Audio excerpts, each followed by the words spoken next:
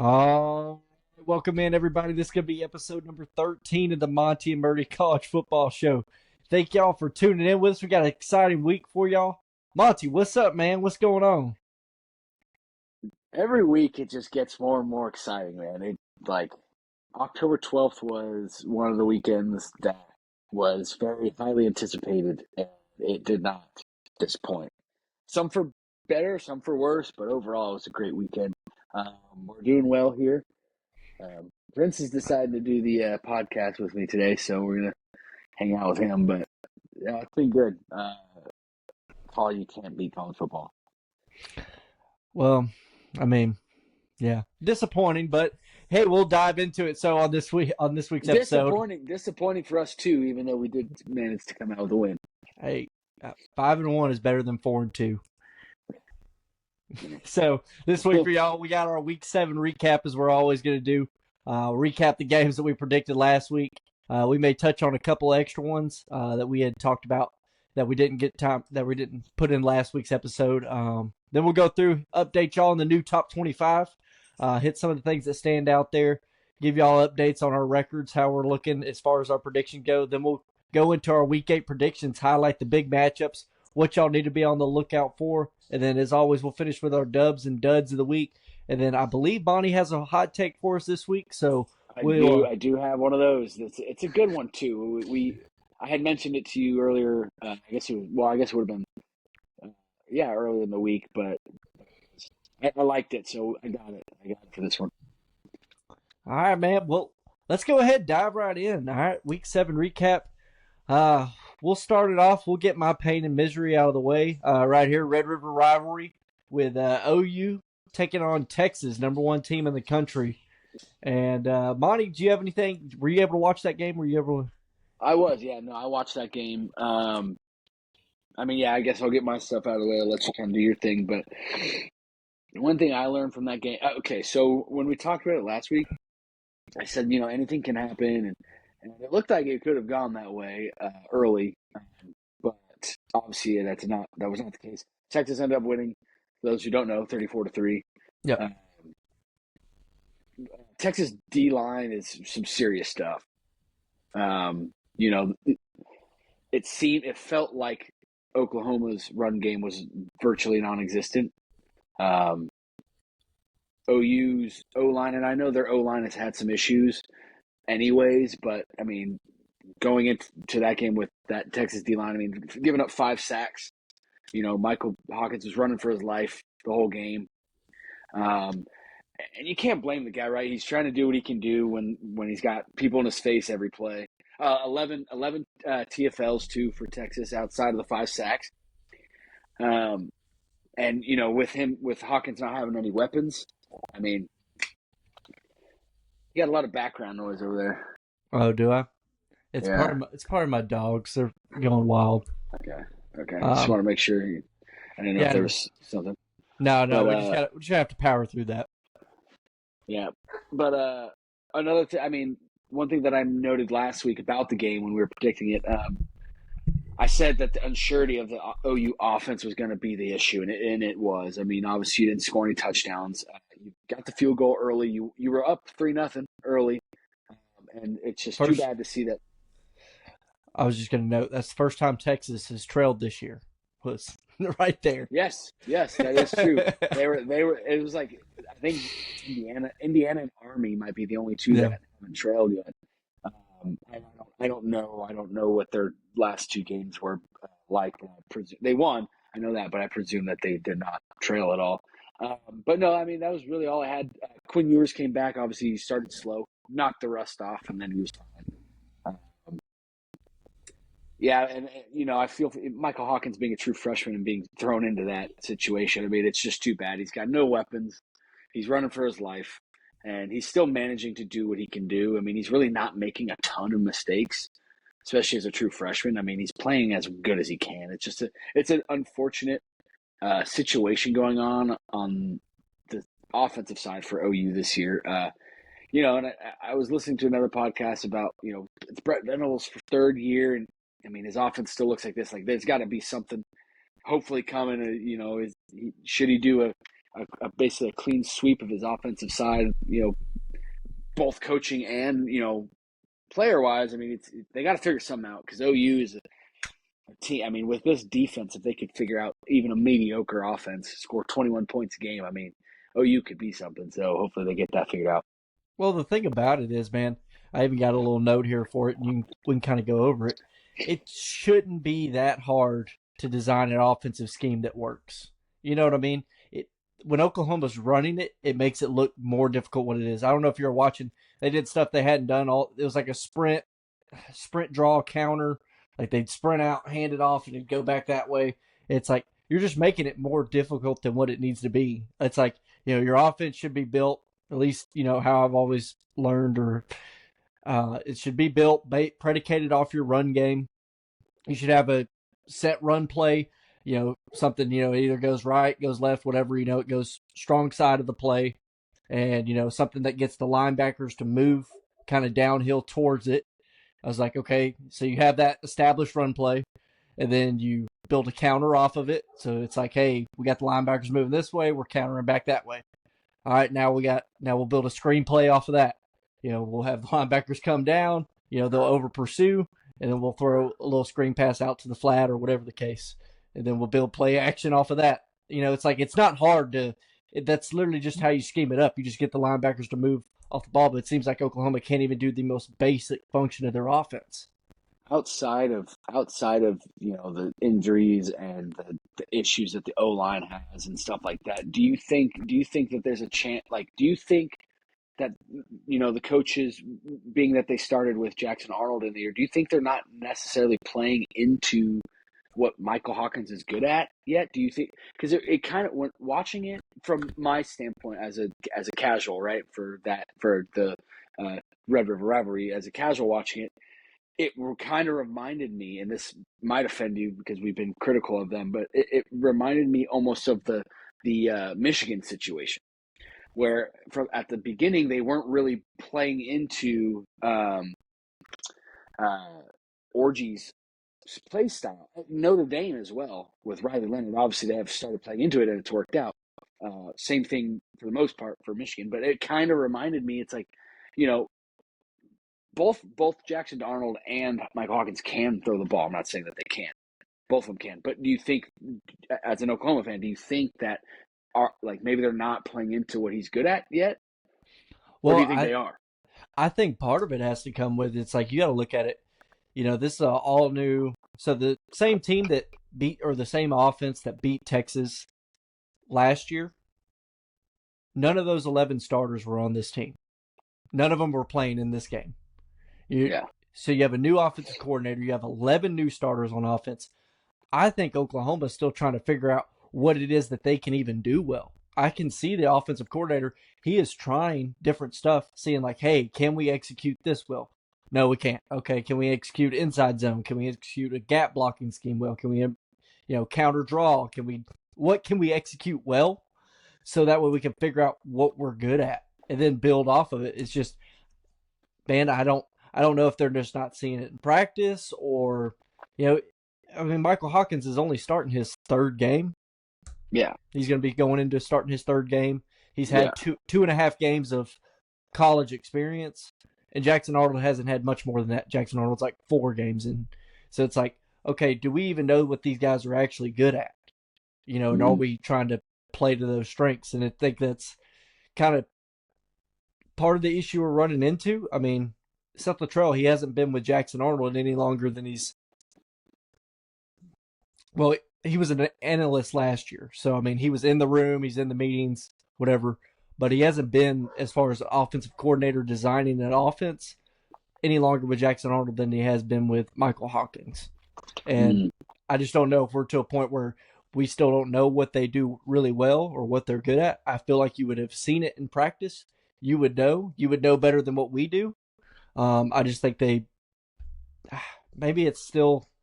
So they said a thing in the offseason. They said, like, yeah, we're trying to mix what Jeff Lebby was running, because Oklahoma had a pretty good offense last year with Dylan Gabriel. If you had that, absolutely. I mean, they won 10 games. Yeah, I mean, if you had that offense with this defense, that's what I was trying to say. This this defense, especially, it's just too bad that they have this.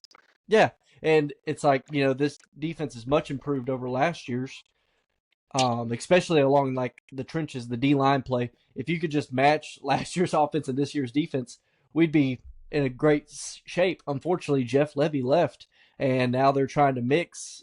They tried to mix what Jeff Levy was doing on offense with what Seth Luttrell does. I mean, Jeff Levy comes from Bryles' system, coming from Baylor.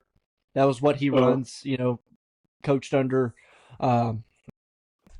Kiffin, and so that's kind of where that's his basis. Whereas Seth Luttrell runs more of an air raid background. Yeah, I was say the West Coast air raid. Yeah, he runs West Coast air raid spread, whatever. And you try to merge the principles of those two offenses, and right now it almost like if you ever this is a terrible analogy, but we're gonna roll with it, okay? Have you ever like you have like a different like color palette, and you got a bunch of different paints on all of it. Yeah. And you're like, hey, I want to take a little bit from this. I want to take a little bit from here. You're like, it's going to make a great color. It turns out like poop brown. Yeah, it's poop brown. Like, that's what it feels like we came up with right here. It's just a poop brown offense. Like, because we took a whole lot of shit. Yeah, exactly. And I don't know if it's going to improve. I mean, I'm not trying to discredit Texas. I think they have showed themselves to be the number one team in the nation, at least up to this point. Oregon may have an argument there, but I think Oregon, with how they looked against Boise State, we could probably debate it a little bit. Overall, the second quarter of this game is what really did Oklahoma in. That's where the nail was put in the coffin. Because watching that second quarter was, I agree, and because you watch it and it was like Oklahoma's defense wasn't playing bad. It's just like Texas just overtime and just would score another touchdown, and then you'd punt and they score another touchdown. Then it was like 21-3. It's like you're not out of this game. But then it was like, oh well, you come out of the second half, you get the ball, well you punt, and then they score another touchdown. It's like, and then it was like, okay, so then we see where this is going. But it never, like, I was watching that game again as a casual, and I was like, they can still do something. Oh, they can still do something. When it was 21-3, I was like, well, Red River Rivalry, they can still do something. And it just obviously never happened. Yeah, the offense it never sparked. And granted, I'm not trying to discredit. I mean, I understand Oklahoma's without its, our wide receiver 1 right now was our wide receiver 6 on our original, depth chart coming into the year. So it's like, okay, you got to take that into consideration, but it also at some point you got to realize, hey, there's teams that are moving the ball with way worse players. Oklahoma's wide receiver 6 is, let's say, I don't know. Let me come up with a freaking team off the top of my head. It's Louisiana Tech's wide receiver 1. You know what I mean? Yeah. And but they're just still not able to move the ball. It's like the talent is there. It's like these guys, the wide receiver 1 right now is Brennan Thompson. The dude runs a 10-2 100-meter dash. Yeah. It's like, it also, again, with, giving up 5 sacks and 11 TFLs, you don't win games doing that. So no, and you don't. And I think, Brent Venables, he already spoke to the media this week. There's going to be no change coming for offensive coordinator this season. No matter how, the pressure you see on the podcast, stuff like that. People talking about, oh man, it's got to come. They got to have a change. It's not coming. Brent Venables, he's like, I've never been a part of staffs that have done that. I think he looks at it, and I think it's the approach you should have. It's, you expect the players, we want them to say, hey, if you're on this team at the beginning of the year, you're going to be on it at the end of the year. We'll reevaluate then. It's the same with the coaches. We're locked in for this year. And that's the thing. OU's not a bad team. No. It's not a bad team. They're 4-2. 6 games in. Like, you're going to make a bowl. Unfortunately, you have a really tough schedule still, but we'll see if we make a bowl. I genuinely, whether it be 6-6, 7-5, I do think Oklahoma's going to make a bowl game. But with that being said, you're not a bad team. You'll learn this being one of those, and for this year, this year specifically, being one of the more average teams in the SEC is just, you're still a good team. It's just your schedule's a pain in the ass. That's the only problem. and that's Oklahoma's issue this year, being what we know that they are now, probably for the rest of the season, and having the schedule that they do have. It sucks, but that's just SEC football, and I don't think this is a long-term thing for Oklahoma. It's just, unfortunately, you can't move the damn ball, and so your defense is always on the field, and then now you're 4-2, and you're looking a tough rest of your schedule in the face. So I do genuinely believe they'll still make a bowl game, whether it be 6-6, 7-5, 8-4, whatever. Who knows? Maybe they pull it out and they figure it out and they win 10. I don't know, but I'd be happy for it. All right, let's go ahead and roll on. We've spent enough time talking about how bad the Oklahoma offense is. So number 8, Tennessee. Tennessee hosted. Yeah, we get to talk some more crap. Number 8, Tennessee hosted Florida Gators. Tennessee ended up escaping with a win in overtime, 23-17. Do you want me to go ahead and hit on what I saw from the game, or do you want me? You just want to dive right in? You can go, and then I'll piggyback off anything you say, and because I got my notes, but I can piggyback off some stuff too. I mean, this was a surprisingly close win for Tennessee at home. That's kind of my first note. I expected the home field advantage to kind of play a bigger effect here. But, however, it is a rivalry game. Sometimes if you get down in it and you give a team hope early on, they very well may spark. However, it's important that I think Tennessee won this game. With the difficult games that Tennessee still has left on the schedule, they couldn't give this game away. You know what I mean? So I think it's good that they were able to escape with a win. I'd like to see a little bit more from Nico, kind of as he's gotten in. Early on, early on he flashed, whether it be the NC State game or, the other non-conference games. I mean, he was just lighting people up. But it seems as he came into conference play, he's definitely slowed down. I don't know if it's how they're calling the offense. I didn't watch too much of the non-conference Tennessee games. I caught a couple of them, like the NC State one. I don't know if they're calling the offense differently. They're not taking the shots downfield. They're not, or I know he missed a couple in this game, which, I mean, that's kind of comes and goes. I mean, you're not going to hit every deep ball, but you would like to see the ones where they're wide open. You would like to see those plays made. You know what I mean? Yeah. So maybe Heupel's got to scheme some stuff to help him out, help him get comfortable early on, or whether it's taking those deep shots early on, maybe the first play of the game, it's see if you can get a spark real quick and establish a little bit of confidence. I don't know. I'm not sure what the answer is, but it's it's more bad offense.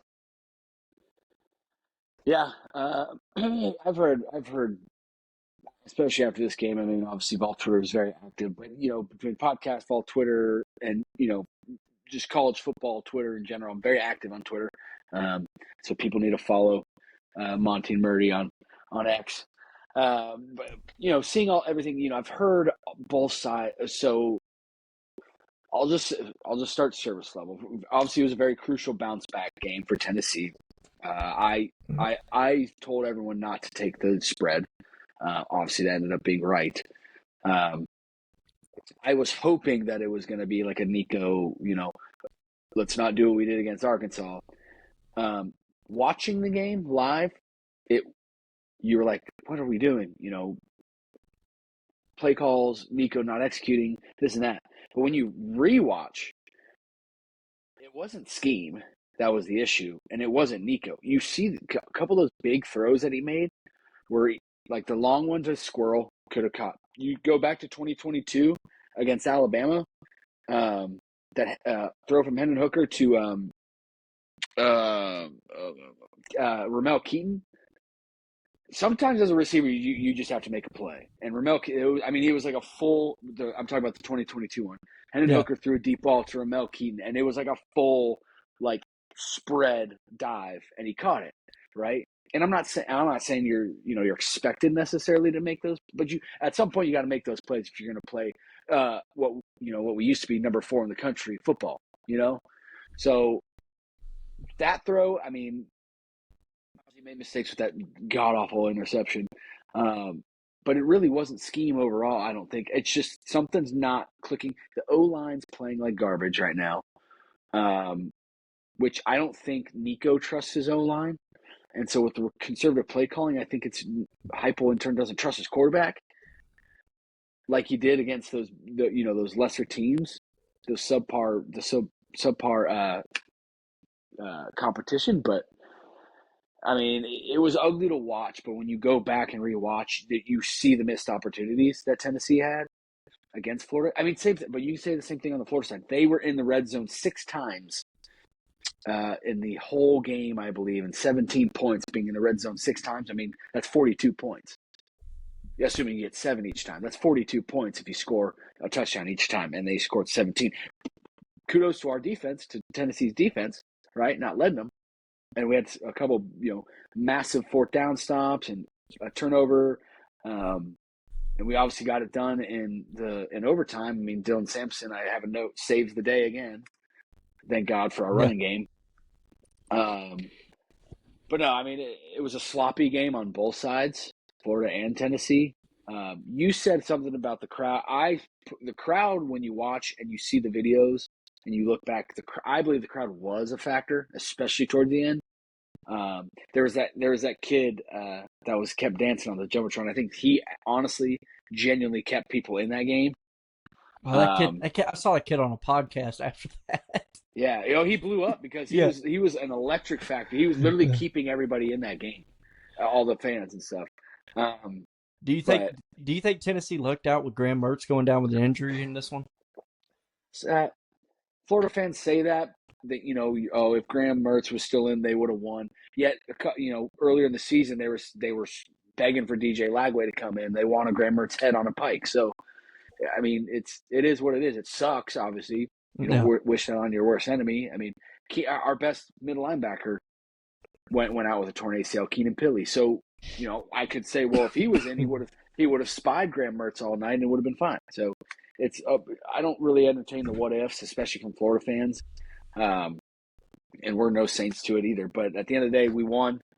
And as Tennessee fans know, even though Florida fans know that Tennessee doesn't always play up to Florida, Florida always plays well against us. So they always have our number, whether we were good, which we are better now, but even when we were bad, they always had our number. They beat us a bunch of times. I think we've won 3 of the last 20. So, but one person said, and I remember seeing this, and I was like, this is a good point. Tennessee fans have Heupel has gotten to the point where Tennessee fans are no longer happy with just beating Florida. Now they're mad that we didn't beat Florida by enough. That's what Heupel's done. So when you look at it like that, it's like, okay, we did beat Florida, even though it was supposed to be a bad Florida team, right? They're 3-3. They were 3-2 going into the game. We beat Florida. Yeah. And we haven't been able to say that for a while. So, no, it doesn't give Tennessee fans confidence going into this Bama game. But Bama doing what they did against South Carolina, it kind of helps a little bit. But, I mean, we'll talk about that game later. But, yeah, it doesn't make me feel any better about our offense. That's for sure. Yeah, it's it's tough. I think a lot of Tennessee fans, they look at that 14-point spread. They wanted a really bounce back from that Arkansas game, so they're like, hey, we're going to come out firing. They didn't want to play a close one with Florida, and I think that's kind of where it comes from. It's like, hey, they're like, hey, we're supposed to be this. Florida is viewed as a much lesser team this year, even though they've kind of bounced back kind of nicely from their little bit of a rough start that they had. But I think that's kind of more or less where it comes from, is that they were expecting a bigger bounce back, if that makes sense. But hey, escape. Absolutely, and we all were hoping for it. Yeah, but a win's a win. 5-1. Moving on to next week. On to the next. I mean, yeah, it is what it is, but we got a tough one this week. Yeah. So next game on the list, we got Ole Miss versus LSU. Man, it ended up being another overtime thriller down there in Death Valley. LSU ended up getting the win 29-26. Monty, what were your thoughts on this one when you were watching it? Yeah, I mean, when we talked about it last week, I had said I was going with LSU primarily because of it being a night game in Baton Rouge. And I mean, that's basically what it showed to be. Ole Miss played a really good game. They were leading literally all game. LSU led for 0 seconds. So Ole Miss played a hell of a game. Again, last week I said that, it was a must-win for both coaches. Definitely a must-win for LSU if they wanted any chance to do anything this year. And you can make the argument for Ole Miss too. But LSU showed a bend, don't break mentality that game, I think. I mean, obviously with not leading but never trailing too far behind, with a really good offense and with the number one sack defense in the country. Nussmeier was still able to sling the rock. They were still able to protect him just enough, and obviously ended up paying off in overtime. Another overtime thriller, just like the Tennessee game. I think it was a huge win for Brian Kelly. Shows that they're now, they are legit despite their loss to USC. And I even made a note. I said Atlanta ? Are these guys SEC championship contenders now? They're number 8 in the country. Right, they're behind Alabama in the AP poll, which we'll get to that because I don't agree with that. But they're behind Alabama, and there's really, other than Texas, there's really no other clear cut who's going to the SEC championship this year, like there always is. Alabama, Georgia, right? Yeah. And we thought it was going to be Texas and Georgia, and then Alabama beat Georgia. Thought it was going to be Texas, Alabama. Like, who's going to play Texas in Atlanta? And seemingly after that, it's like, is LSU seriously? Should we seriously start talking about LSU being that team? We'll find out, obviously, in due time. But LSU's got a couple more big games coming up. Alabama being one of them. Our big game this week against Arkansas. So yeah, we'll see. But LSU should start being talked about in that realm of possibility. Yeah, the only thing that's going to make me wonder is, as LSU gets later into their further into their schedule, is if they relied on Nussmeier to throw the ball 51 times in this game. Are you going to be able to do that and win successfully with a lack of a running game? I would argue yes. In a Brian Kelly offense, I would argue yes. I just don't know. I mean, your leading rusher has 12 attempts, 37 yards. Caden Durham, 3.1 yards per clip. I mean, they did what they needed to get the win. They got Ole Miss into a one-score game. They kept it a one-score game late into the game. That's what LSU needs. If they can do that at home, hey, you're going to have a tough time, pulling out a win there in Death Valley, especially if you give them a chance late. Ole Miss plagued themselves with penalties in this game. Ole Miss had 12 penalties for 110 yards. 110 yards.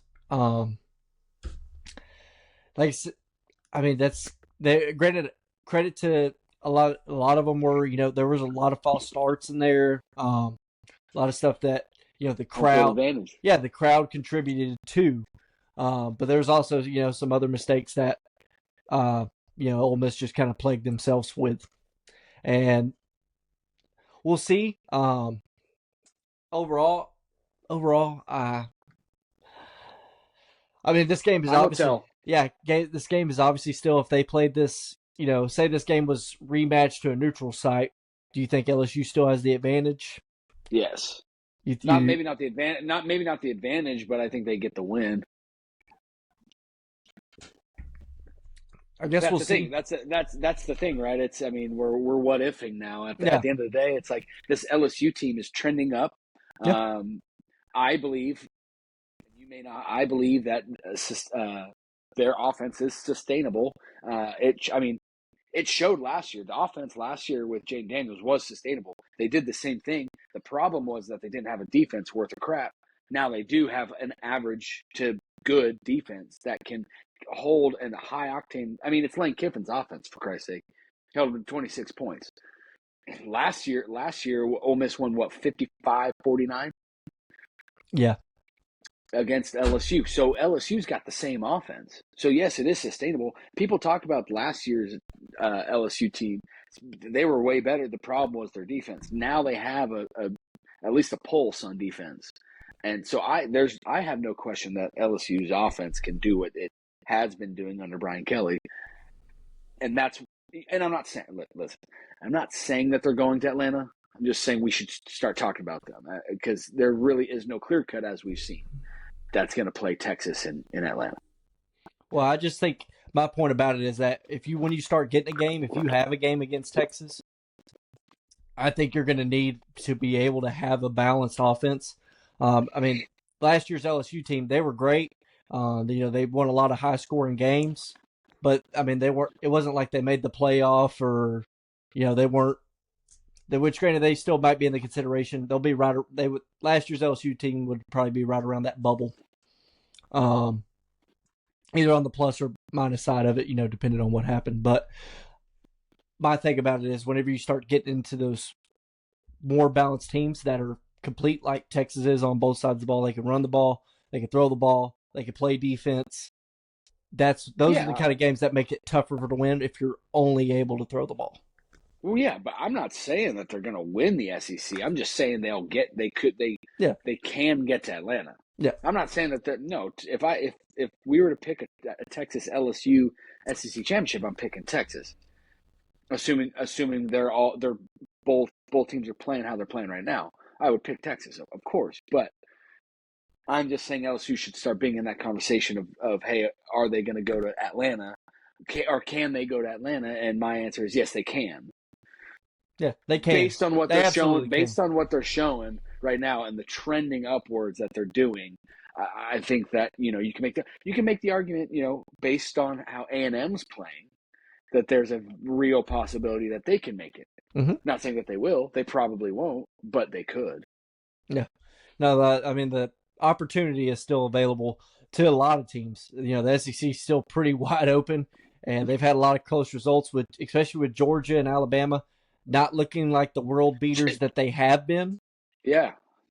It's wide Georgia, open. Alabama, Tennessee. I mean, all of them have shown extreme weaknesses. Obviously, Georgia can't rely on Carson Beck like they thought they could. And, seeing the Alabama game. Hell, they just beat Mississippi State, who's in last place in the SEC, 41-31. So now we got vulnerability on the defensive side for Georgia. So it's like, yeah, I mean, somebody's got to play Texas and Atlanta. So Yeah, so we'll go ahead and roll on to the next game. We got a little Big 12 football showdown between number 11, Iowa State was number 11. Went to Morgantown, take on West Virginia. Ended up getting a dub, 28-16. I'm going to let you've been on the Iowa State bandwagon all year. I don't even want to call it a bandwagon because you were out front of it. I was going to say, I'm not calling you a bandwagon fan. What I am saying is that you were out in front of this. You saw this. You believed in this Iowa State team. What do you say about this win in Morgantown? Same thing I said when we were predicting it. I felt like this was going to be the game that Iowa State shows that they can win on the road in a tough environment at night, and they did that. I said last week also that it was going to be a Rocco Beck coming out game. It wasn't, but he showed that he's the ultimate game. He's Iowa State's next Brock Purdy that they needed when Brock Purdy was there with Campbell. To be the guys that can probably get, because they got with Brock Purdy, they got to Big 12 championship, lost. But I think this is Rocco Beck kind of shows that he's the guy that can sustain the drives, get his defense the rest. They're really, really, really good defense, by the way. Mm-hmm. Get them their rest so they can come back out and dominate like they always have, or throughout this year have been doing. So, yes, my hot take at the beginning is slowly starting to come alive, which is good. But with that being said, I think Iowa State's defense is going to be the reason that they get to the playoffs. Because for people that don't know, if Iowa State wins the Big 12, they're a Power 4 conference, so they'll go to the playoff auto bid if they win the Big 12, which I believe, with my hot take at the beginning of the season, I believe that they will. So, with that being said, Iowa State's defense, I think, is going to be the factor that gets them to the playoffs. Man, I'll tell you, so as an Oklahoma fan watching this Iowa State team, I'm like, why can't we just have that? That's all we need. Yeah. We don't need anything. We don't need anything crazy. This is the offense that when you have a really good defense, that's literally all you need. That's what you need. You don't need. It doesn't have to look crazy. It's just got to function. It's got to move the ball down the field. It's got to give your defense a break, and it's got to not turn the ball over. If you do that, So that as a grandfathered Iowa State fan, growing up, that was always the problem with, especially under Campbell. The problem was the turnovers on offense. They, other than Brock Purdy and now Rocco Beck, it was always turnovers. So they always had the stout Midwest defense. Mm-hmm. They never have not had that. There was the same as Iowa. The problem was that they would always turn the ball over. Anyways. Yeah, so that's kind of one of the things. Morgantown is not an easy place to play. So I was really impressed with them being able to go in there and basically just control this game. I mean, it never really felt like it was too in question. It almost seemed like they were letting West Virginia play against them, beat themselves, and just take advantage, capitalize on the mistakes that the other team's going to make, and get out of there with a win. I was really impressed with this one. I thought West Virginia was going to be a really good team. I still think they're not a bad team. West Virginia's played a lot of tough teams this year. They've had a tough schedule so far. But as they maybe get into some easier parts of their schedule, West Virginia may start to rattle off some wins, and people will be like, "Oh, dang, they are pretty good." They got another tough one against Kansas State this weekend, so it doesn't get easier yet. But I mean, the Big 12 is beating up on each other. I mean, that's what we said at the beginning of the season it was going to be. Yeah. And sure enough, so yeah. I mean, that was just a good win for Iowa State. We'll talk on them a little more when we hit the next top 25 poll. So we'll go ahead and roll into the biggest matchup of the weekend. Number 2, Ohio State went to number 3, Oregon, and they lost. 32-31, Oregon ended up escaping with the win. Monty, what did you think about watching this game? Yeah, I mean, so obviously this game, I think we both predicted this one incorrectly, but it was like, I remember when we talked about it, when we were trying to figure out our records after this weekend, it was a pick'em game. I mean, it was like, oh yeah, it was flip a coin. As most of them, as most of our games are, we try to do the biggest matchup, so it makes it even harder to predict. Right, but with that being said, this was probably the most coin toss game other than the Georgia Bama game, which ended up almost not being, and then it kind of was. But anyways, no, I mean, this was a great game to watch. Obviously, it sucks because most people are gonna casuals are gonna remember the ending for Ohio State, but Ohio State played this game lights out. I mean, they both did, right? It was a top tier game.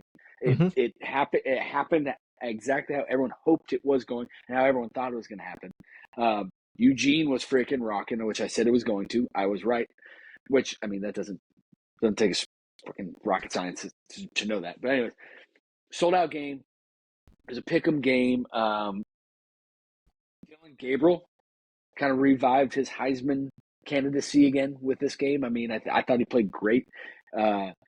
He kind of played it as like a game manager, like a system guy, but he was also playing like as the talented Dylan Gabriel that everyone knows, and his record has shown, which is when you can have a guy that plays systematically and as a playmaker. I mean, you can't beat that, which obviously was the case. Another note that I made last week, it was a toughness game for both teams that showed, obviously. But, man, I almost I thought about these guys as my dub, but because they're not, I can talk about it. Oregon's O-line, dude. Remember we were talking about them at the beginning of the season, how, the difference, they gave up 4 sacks all of last season, and they gave up 4 in the first, 2 games, or they gave up 4 in 1 game or something like that. 0 sacks against Ohio State. They gave up 0 sacks against Ohio State. And Ohio State is one of the best defenses in the country, which they never typically have. It's always their offense, right? They have a pretty good defense because of the talent that they get. But being what they were this year, I mean, 0 sacks on the O-line after starting the way that they did against Idaho and Boise State. I don't know if it's the state of Idaho that just has Oregon's number. We'll find out. But no, it was very incredible play. Very impressed by their O-line play. And I think, it was a toss-up game, but I do think that played a huge factor in the win. With that being said, I'll mention the ending. Let's talk about it. So when I first watched, I remember texting in my group chat that I have with my friends from college, and I was like, what the hell is he doing? And I have a buddy that's an Ohio State fan, and he was like, "Nah, he's not. He's good. He played a great game." And I was like, "Yeah, but come on, you can't do that." But you watch back, and I know what he was trying to do. Right? He was trying to down the ball, call the timeout, kick a field goal, and win. Problem is that you got to know how much time is on the clock, and if you don't get the first down, the clock's going to keep. So even if there was 2 seconds left, right when he slid, it still would have ran out. So you can go back and forth on it, but it's like, was it the right decision? No. Should you, as an intellectual college football fan, know what he was doing? Yes, but it's just not what you're supposed to do in that moment. I don't. I think what the part that gets taken out of context on it, everybody watches it like, "Oh, what are you doing?" It's like, well, the original play was not that. You know what I mean? That was an off-script run. That was not. He decided that after he had stared down that receiver on the right side. He had something going over there because he spent almost took a double hitch sitting there staring at that right side, and then he took it and went up and run. So he's kind of thinking after the fact. It's like, okay, what time period did he make that decision? It's like, and then it's like he's running down the middle of the field. It's like, how's he supposed to manage the game clock? He was thinking about it. Basically, that decision was made from the point where he came off that receiver on the right to when he slid. You know what I mean? So it's like, that's the time frame that you're working in of whenever he's processing it. It's just a tough loss for them, obviously. Tough way to lose it, but the games, you can't blame it all on Will Howard, though. It's just no. It was a stupid decision. I can't even say it's a stupid decision because the decision was a good decision to make. He just made it too late. Yeah, he took too long. And props to Dan Lanning. I don't know if you heard about the 12-man thing apparently being on purpose. Props to him. What a genius way to do it. The NCAA has already already rewrote it. Yeah, but hey, props to him. It wasn't illegal, so freaking do it. I'd do the same if I was that smart, And I thought about like, yeah, man, this like you can burn time right now and not. Give up you give up 5 yards. At that point, after the OPI, they were out of field goal range, so. Yeah, give up 5 yards. And they burned 4 seconds. 4 seconds in that moment with how much time or how little time was left. It was brilliant. So props to him. Difference in the game. 4 more seconds. Yeah. Oh, absolutely. Difference in the game.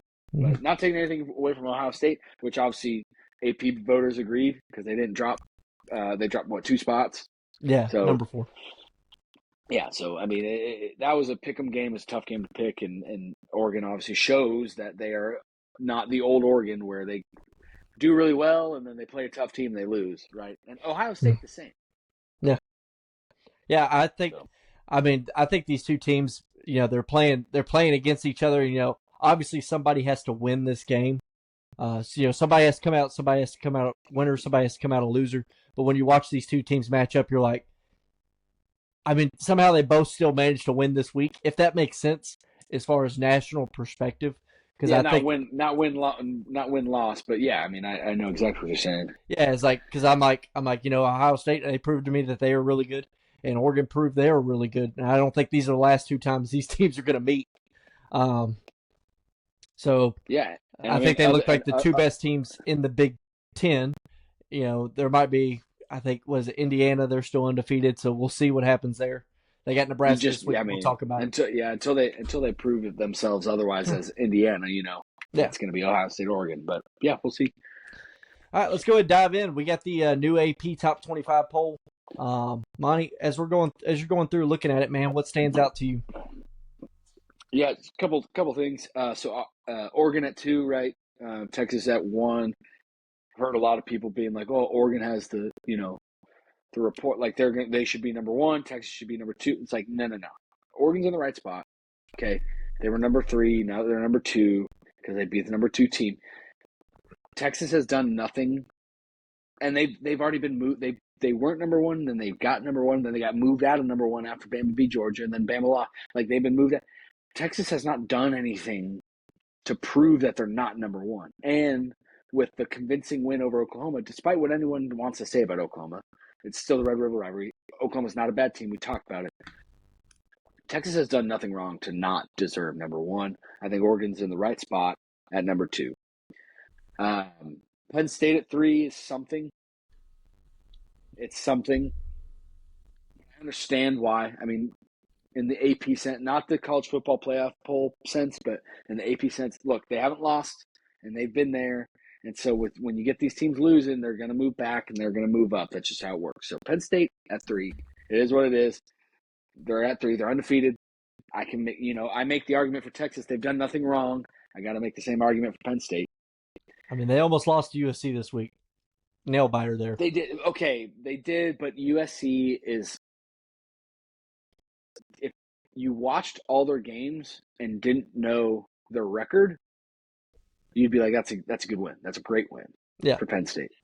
So USC is better than what their record shows, in my opinion. And I typically don't like USC, but I noted the Bama staying at 7 that Tennessee drops. I noted that. I won't say anything about that because people will say that that's bias, which it half is, but there's truth to it. But I'll skip that one. Iowa State. Number 9. Iowa State. Sneaking on. What have I been saying? Sneaking on up every week. Sneaking on up. No one notices Iowa State. Now everyone notices Iowa State.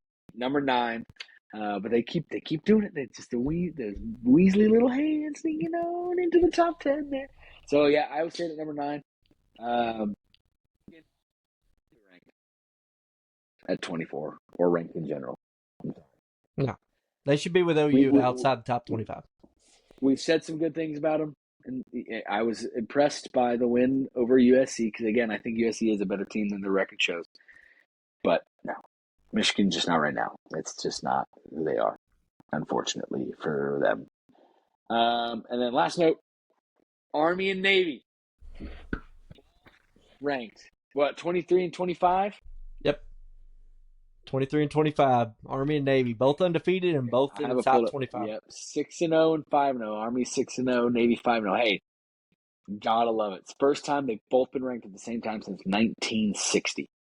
I mean, how awesome is that? And they got to play each other, and they'll probably play each other for the conference championship, depending on what goes on in the American.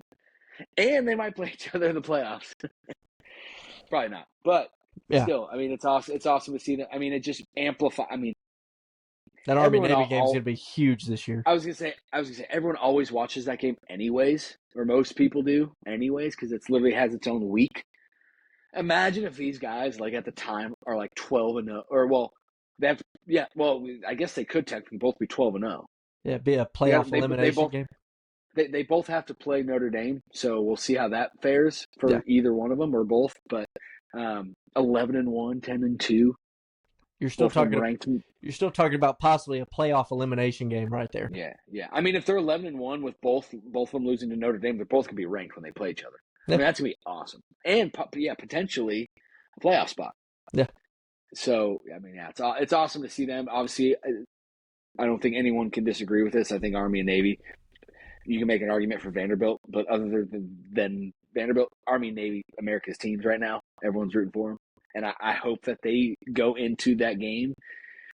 I hope they go into the game against each other 12-0. I really do. And I'm a fan of Boise State, but if Army and Navy can go into that Army and Navy game 12-0, huge. That would feed families. Yeah. That would notes that you have about the top 25. I rambled a little bit there.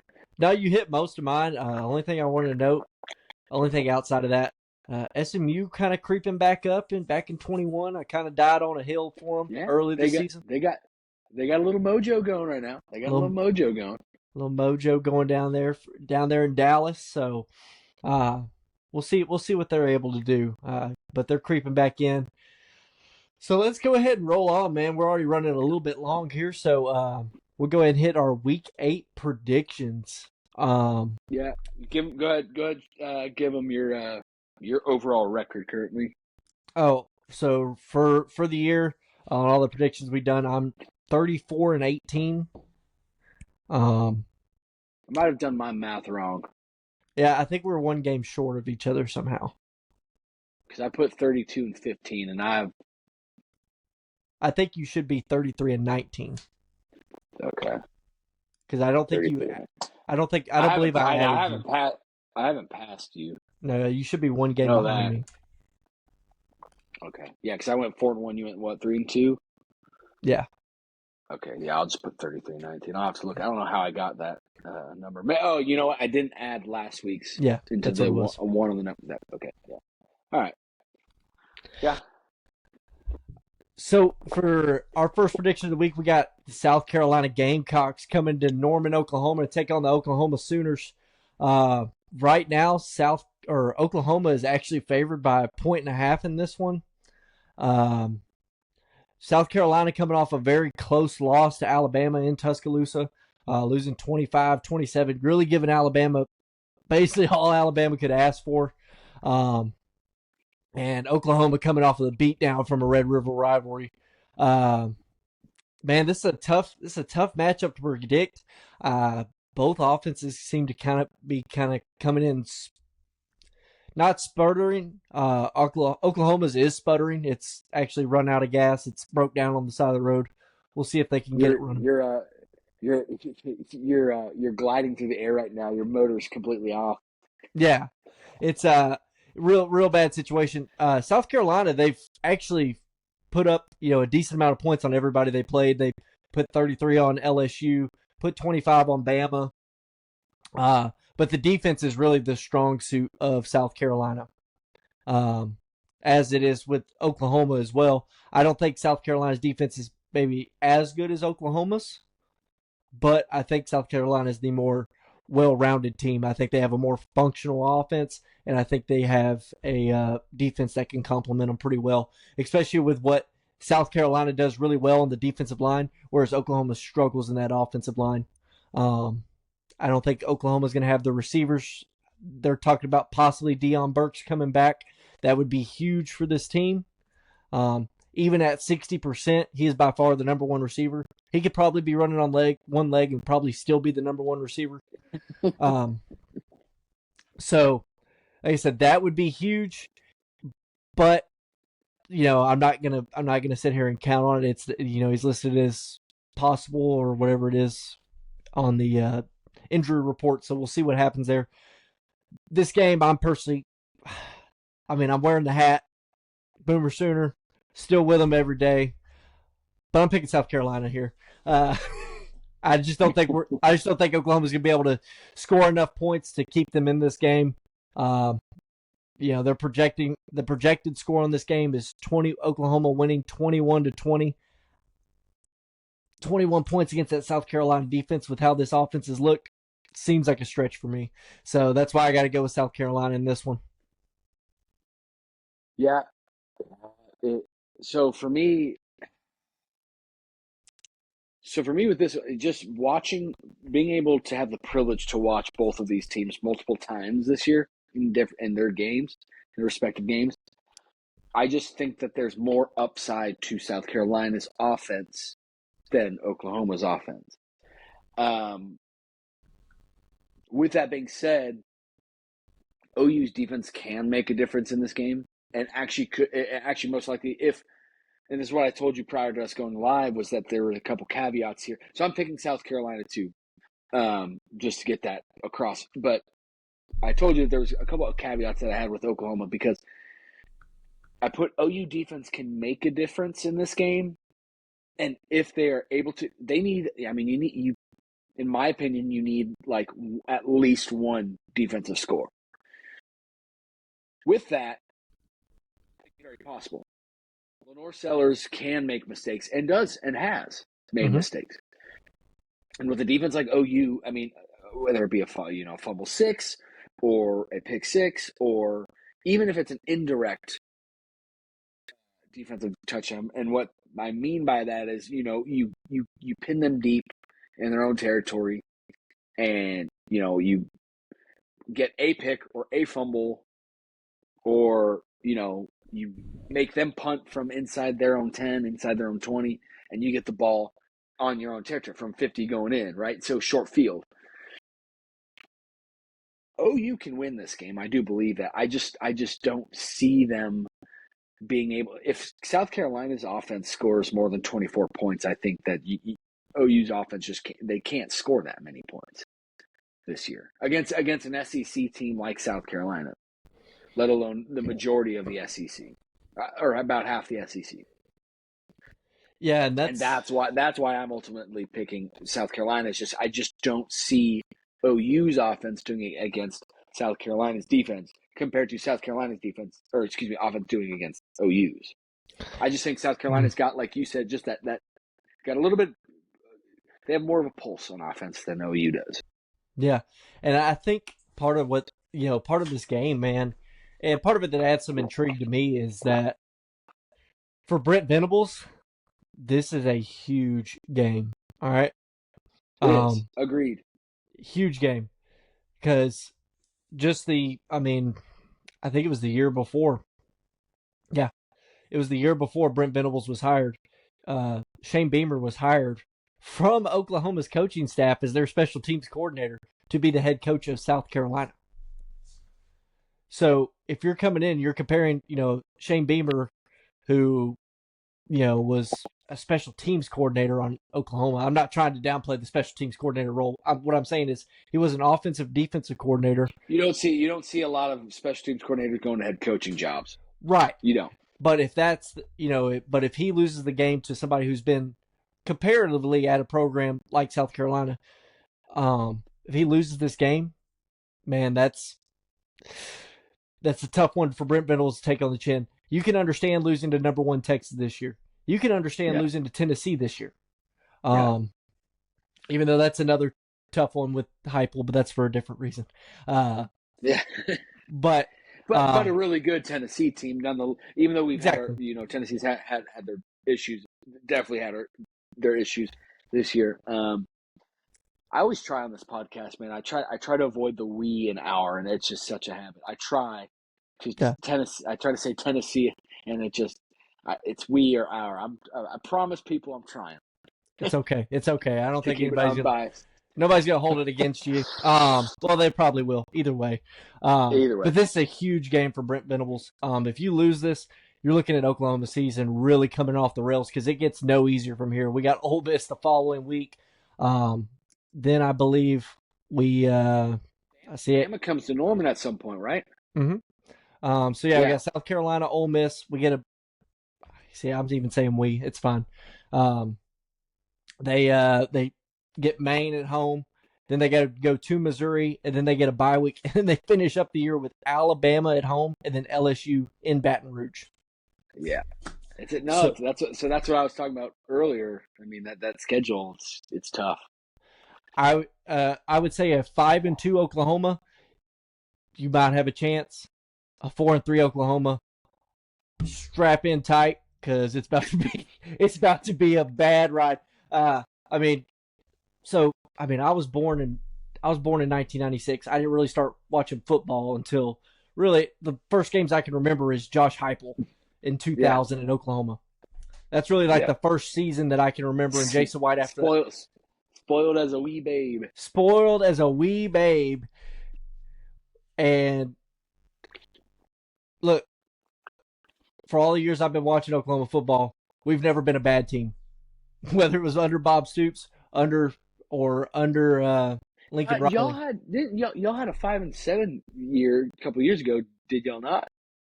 2 years ago. That was the first year under Brent Venables. We had a 6-7 year. Okay. So like I said, that was the first year. We bounced back last year, 10 wins. This year, we'll see.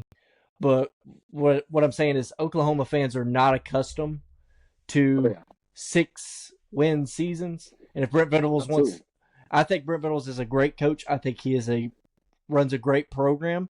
The culture is great. However, Oklahoma fans are only going to put up with 6 wins for so long, and excuses are only going to buy you so long. So let's go ahead and roll on. Both taking South Carolina. Before we move on, I'll only say one more thing because I'd been waiting to say this. Go ahead. You said it's a must win for Brent. I'll make it quick, I promise. Must win for Brent Venables. I agree. The only problem with that is for me is that it's also South Carolina's coming off a close loss to Alabama. This is a must win for South Carolina. To be respected in the SEC, and to be a team that makes a bowl this year, right? Because they're 3-3 now. So, and they are a good team. So this is a must win for Beamer as well, and the South Carolina team. So I think it's going to be a good. I think it could be a good game. I'm hoping OU proves me wrong. I think that they probably will, but I am taking South Carolina. Anyway. Yeah, I'm with you there. Let's go ahead and roll on. Another big matchup. We got Alabama coming to Tennessee. Number 7 taking on number 11. What you got in this one? I'm gonna let you hit it. Man, so this one was tough to pick. So Alabama's favored by 3 points, by the way. yes, they are, and we're used to it. Being favored in Knoxville, we're used to it. They were in 2022. They were the 16 years, or I guess it would have been 8 years prior, because home and home. But no, it's in my opinion, or at least to date, the overall probably the most important game. Probably the most important game for Tennessee this year, all season. Like I said, the Georgia game could end up being, depending on how this game ends up, end up being the bigger game. But as of right now, and I think overall, this game is going to be the most important game for Tennessee. What I don't like about this game as a Tennessee fan is that Bama's back is also against the wall, right? So both teams have just escaped. We both lost the same week. They lost to Vandy. We lost to Arkansas. Tennessee lost to Arkansas. And then this last week, both escaped with a win. Bama being with South Carolina, Tennessee being with Florida. What works in Tennessee's favor for this game is that it's in Knoxville, right? No matter what, I believe Neyland Stadium will always play a factor, kind of like Death Valley and Baton Rouge. I think that'll always play a factor, win or lose. It will play a factor no matter what, and that's what helps. If this was in Tuscaloosa, it would absolutely be Bama winning this game. No question. The key to Tennessee's success: make Jalen Milroe make mistakes early, often. Not necessarily turnover. Tennessee would love the turnovers, of course, but make him make mistakes. Overthrows, underthrows, throwing the ball away, pressure the quarterback, get to him. Hopefully sacks, but if you can't get sacked, pressures, make him throw the ball away. 3 and outs. Make Milroe start having to think about the rush, or guys that like. I don't know what the defensive scheme is yet for Tennessee, but I hope that it's to spy him with an athletic nickel. Make him know that somebody's there at all times, no matter where he goes. If you can do that early and often, I think that there's a real chance for Tennessee to win this game. With that being said, I think Milroe will be the difference maker in this game. It'll be a low-scoring game, similar to the Tennessee-Florida game, but I am taking Bama in this game. Which hurts, man. Trust me, it hurts. It hurts because I hate Bama more than any other team in all of college football for the eternity of ever, for forever and ever. But I just don't see with how Tennessee's playing right now offensively. I can't see us scoring more points than them. Well, I mean, so with this game, it actually pairs up two kind of interesting matchups, right? It's basically the strength of both teams. Alabama is their offense. Tennessee is actually their defense, which is kind of odd, for a Josh Heupel-led team, for the defense to be the strength of the team. Well, and kind of odd, which it's not Saban anymore, but kind of odd that Bama's, their defense is always stout, and our offense with Heupel was always, quick and fast and works. Yeah. So, and then you also got the two units that have, shown to struggle, at least this year, is Tennessee's offense and Bama's defense. Bama's defense is shown to give up big plays. I think this is going to be a big game for Josh Heupel. I think Bama's an explosive enough team that Tennessee is never going to be able to go and kind of play conservative football on the offensive side and just rely on their defense, because you give Bama enough cracks at it, they're eventually going to start scoring some points. That's my big worry. Yeah, as a fan, not as a college football podcaster, as a fan, that's my big worry. I don't see us, hammering the chisel, hammering away, chiseling away, whatever, at them more than they are going to with Tennessee.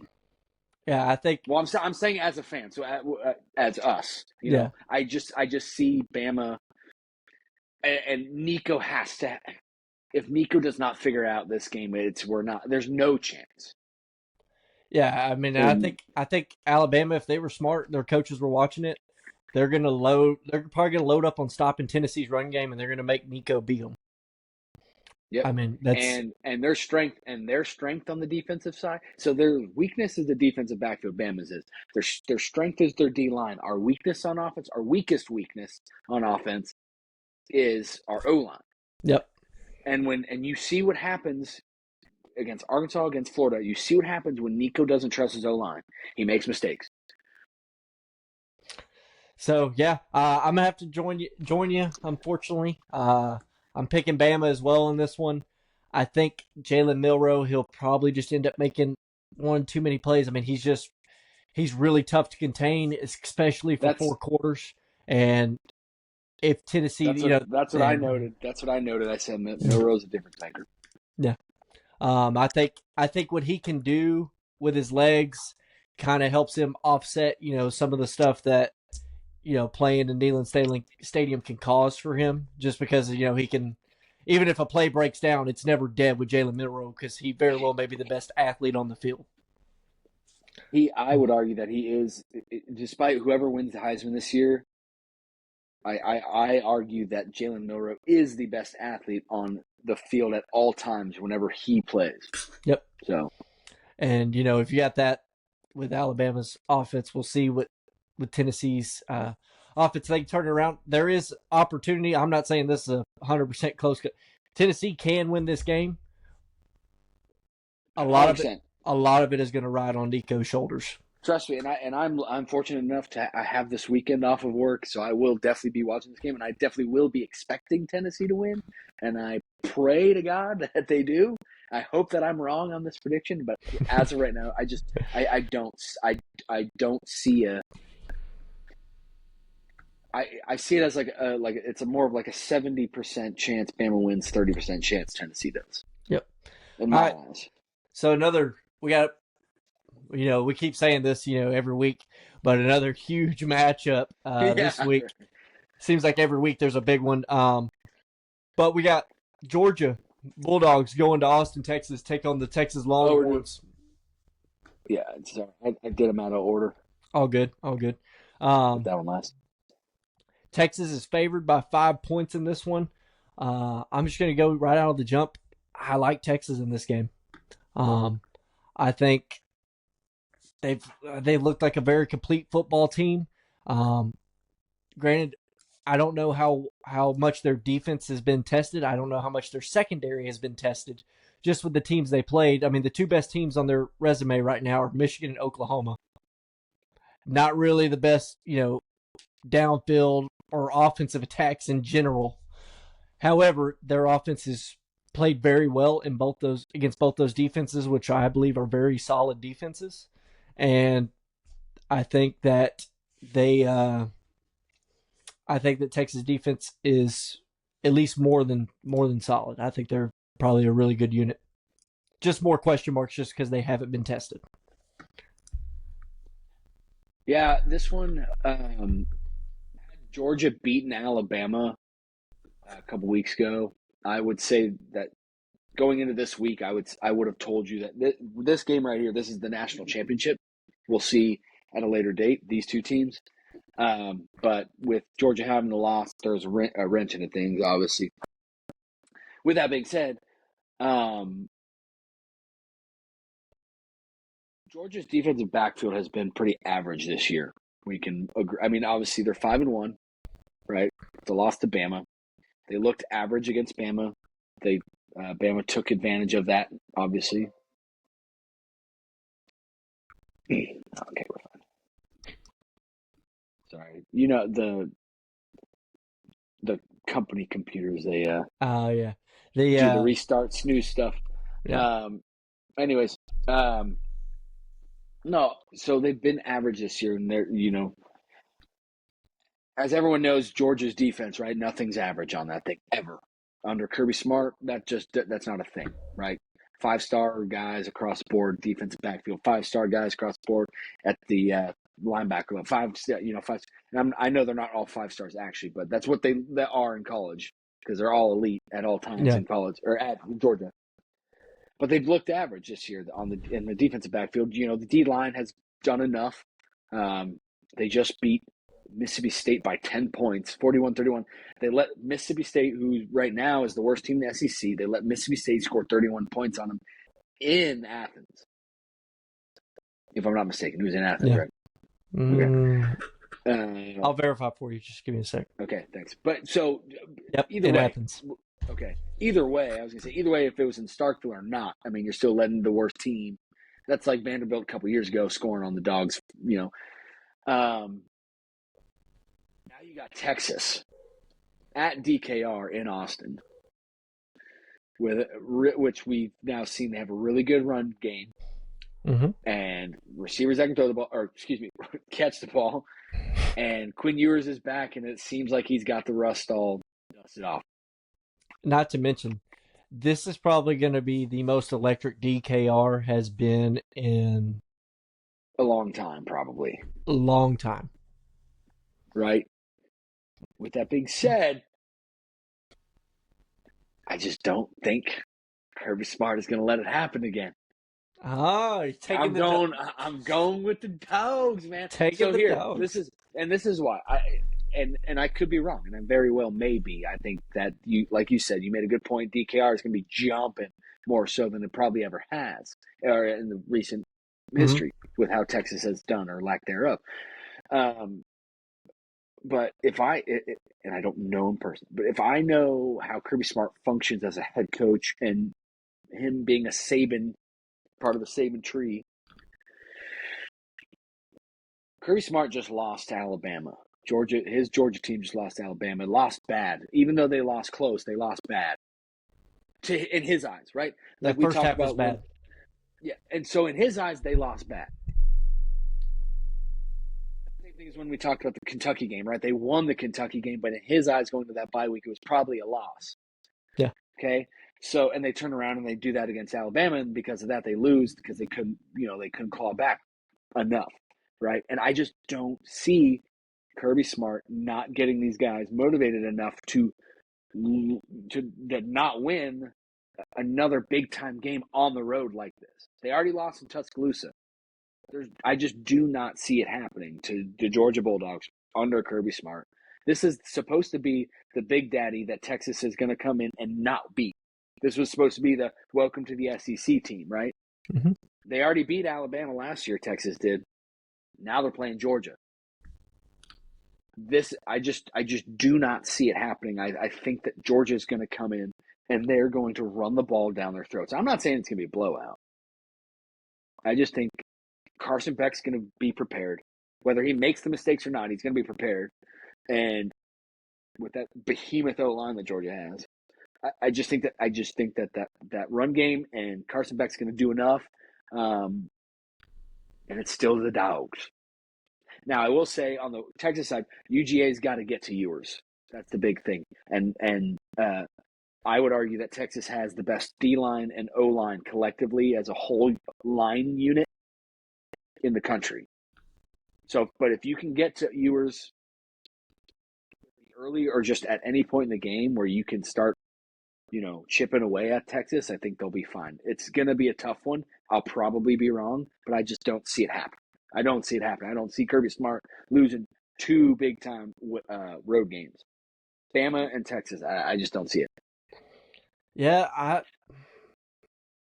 will save that. I have a take on this that I'd like to comment on that, but I will save it for next week, depending on how this game goes.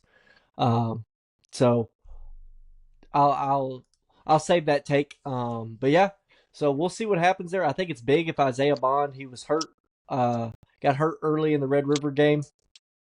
Um, Sark says he's supposed to be back. I think that's big for Texas if they can be able to. He's their number one receiver, so if they have him back and have him healthy to be able to kind of push the ball downfield on Georgia, I think that's big for him to be able to have that ability.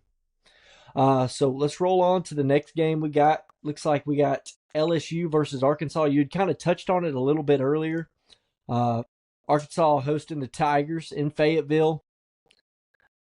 And this game, LSU's favored by 2.5. Kind of a tough game for me to pick, but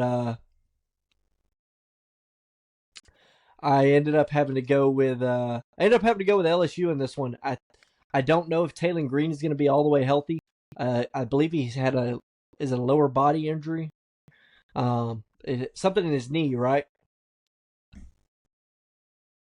That's a great question. I don't know, actually. Okay.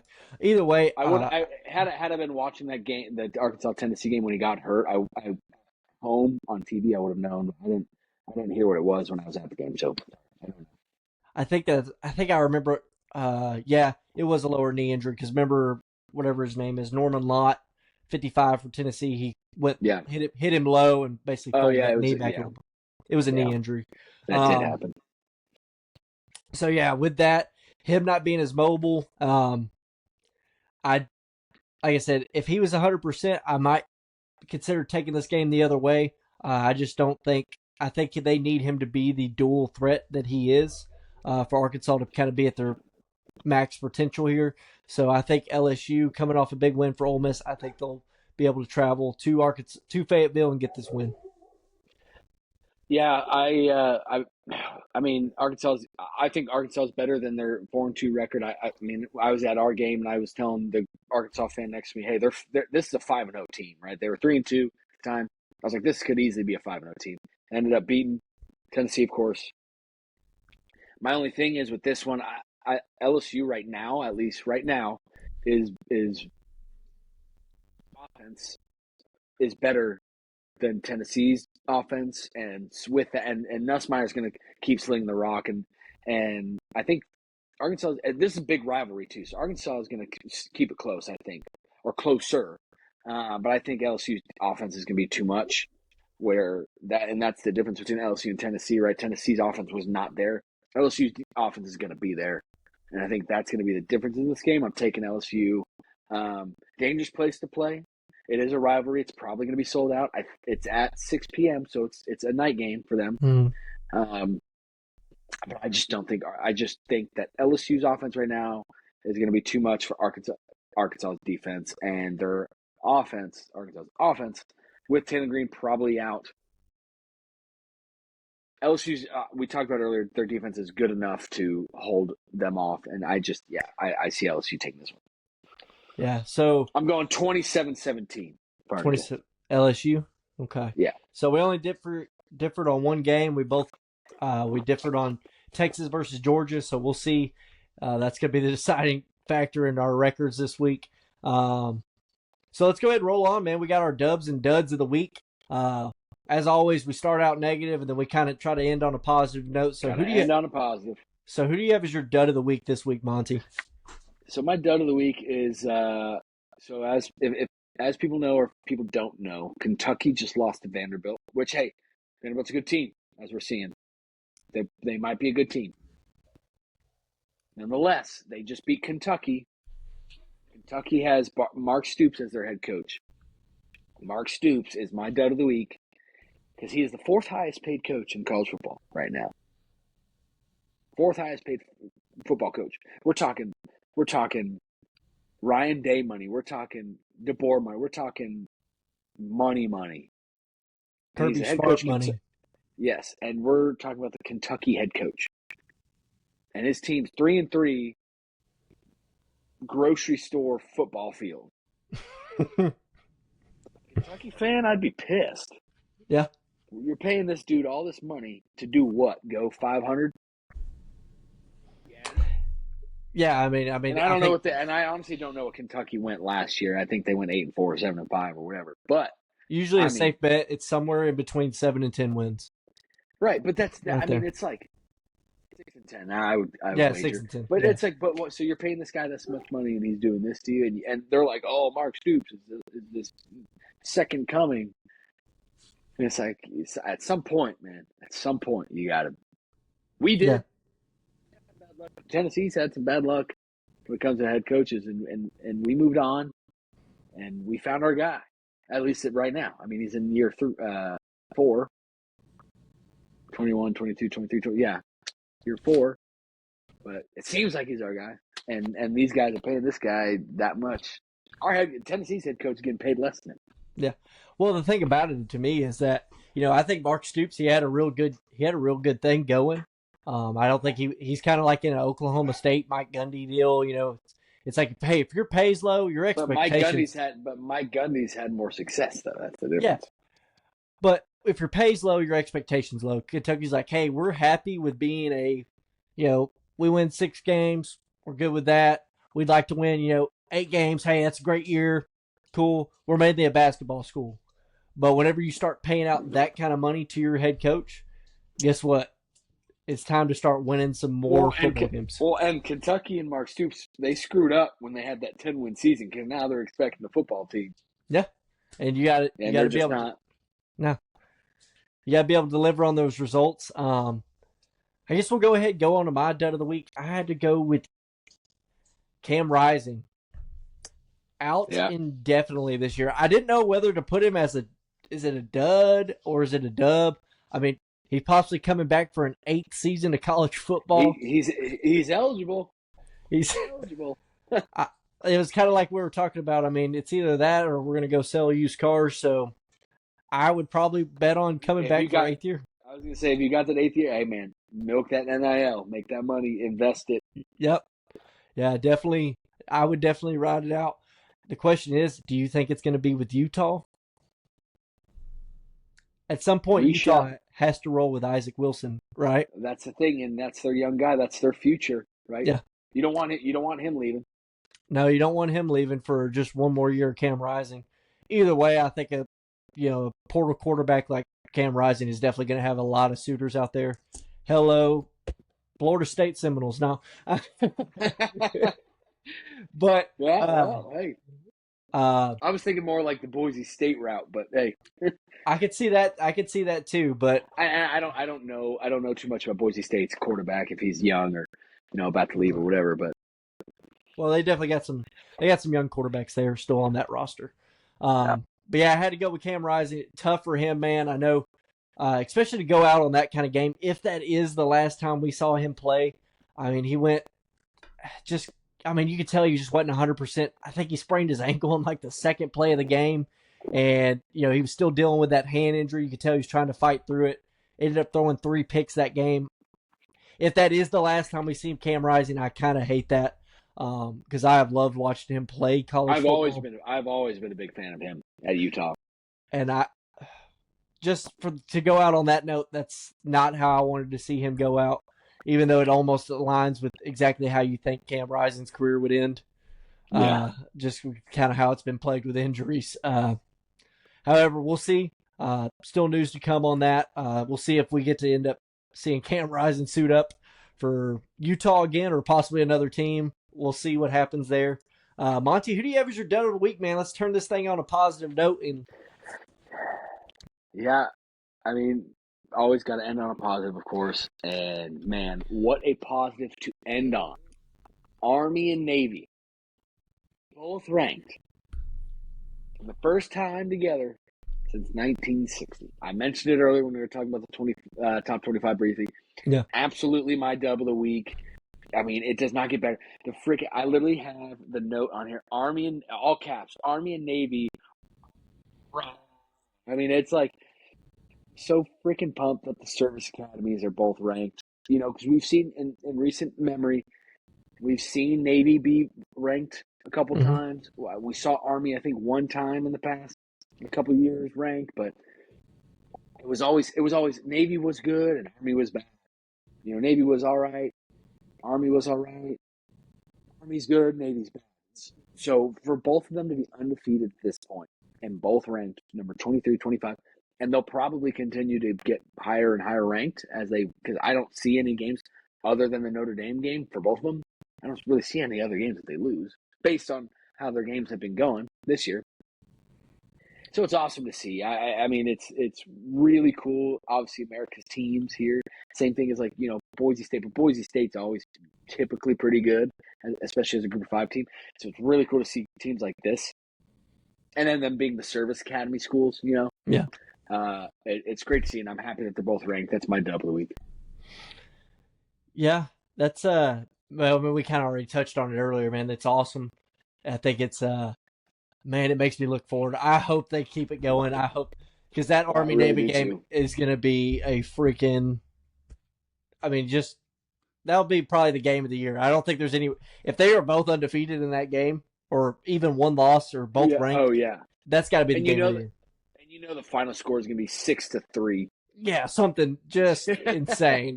Or 9-7.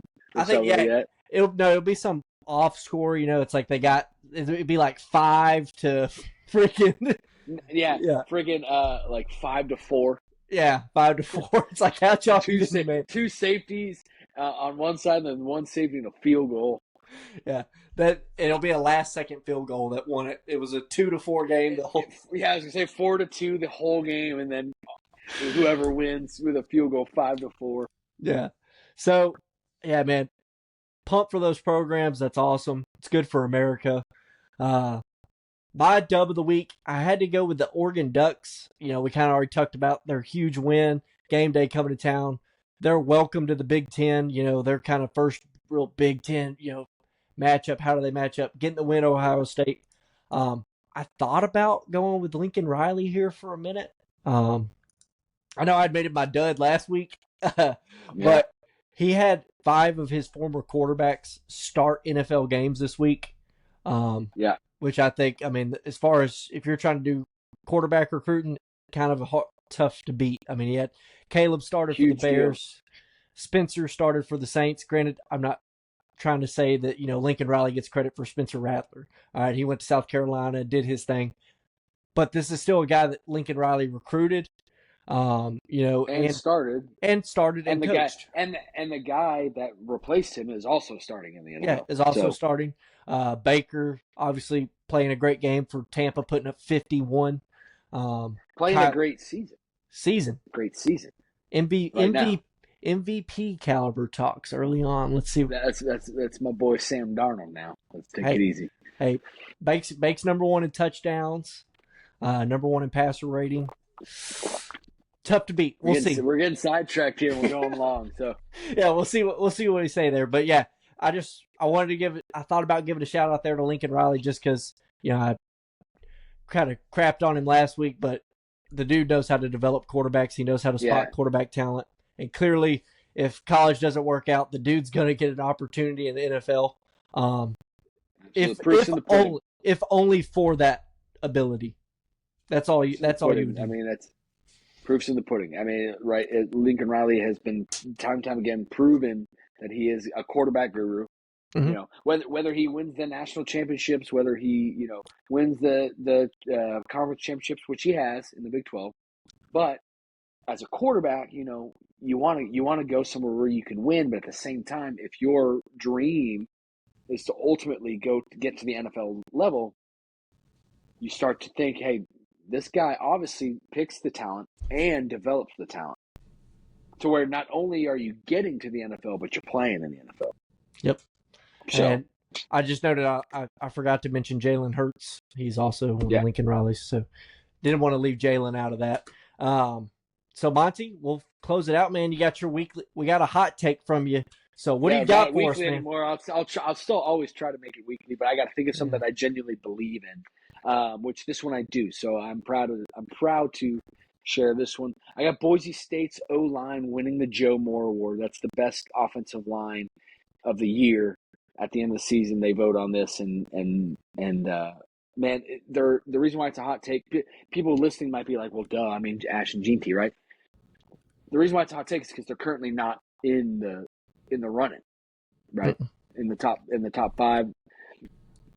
And it blows my mind to be I didn't really think this was going to be as hot of a take as it is, I guess. When you have a guy on pace to break the single season all-time rushing record,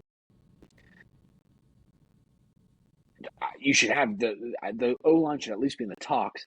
But not only that, what was the stat you told me the other day? Their O-line's only given up like a handful of sacks this year. I think it's 4. I think they've given up 4 all season. I mean, it's like these guys aren't just freaking downhill hog mollies that don't have brains inside their heads. Like, these guys are freaking doing it all around. And people can argue about the competition, whatever, but it's supposed to be the best unit on the field. And I genuinely believe that's Boise State's O-line. So I'm taking them to win the Joe Moore Award this year. They'll come in, they'll sneak in at the end. I think if especially if Ashton GT wins the Heisman, I think these guys should definitely get the Joe Moore Award. Yeah, I like it. I mean, it's definitely a hot take, especially when you got units out there like Texas's O-line. I mean, you got some monsters over there. But, all right, y'all, we already ran a kind of a long. So, man, thank y'all for tuning in. Thank y'all for listening in to episode number 13. It seems like we're kind of progressing along.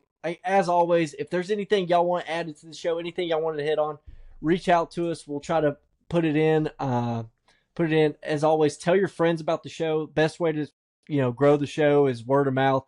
You recommend the show to somebody else, and they start listening, tuning in. That way, they tell a friend. That's one of the best ways for us to grow it. Man, subscribe to all our channels: YouTube, Twitter, Facebook, Instagram, TikTok. The show is literally on every platform. Subscribe wherever you listen to podcasts, whether it be Apple Podcasts, Spotify. Set up the notifications. That way you get alerted whenever we put out a new show. Monty, you got anything you want to say? Anything you want to get on the outro? Only thing I want to say is Spotify, Apple. If you rate our podcast or like it and stuff, we get it helps us get people see our podcast. We would appreciate that. We said, episode 1, we don't really care about the recognition. We don't. We like talking college football with each other, but we also want people to hear our takes, and we enjoy knowing that people are there listening. So, obviously we don't care about the monetary aspect of it per se, but we would love more people to listen to us and hear our takes, and so we can get more feedback, because we don't get a lot of feedback right now on Twitter, Instagram, all those, social medias. We put out polls, we put out questions and on X, and we don't get a whole lot back. We would love feedback. So anybody out there wants to, help us out there, that'd be great. It gets us exposure. Like I said, not about the monetary gain. It's more about having that community and having that conversation with other college football fans, people that love the sport as much as we do. So we'd really appreciate that. But we appreciate the ones that are listening and watching. And excited for the third Saturday in October. All right. Well, thank y'all for tuning in. We will catch y'all next week on the Monty and Murdy College Football Show. Until then, peace.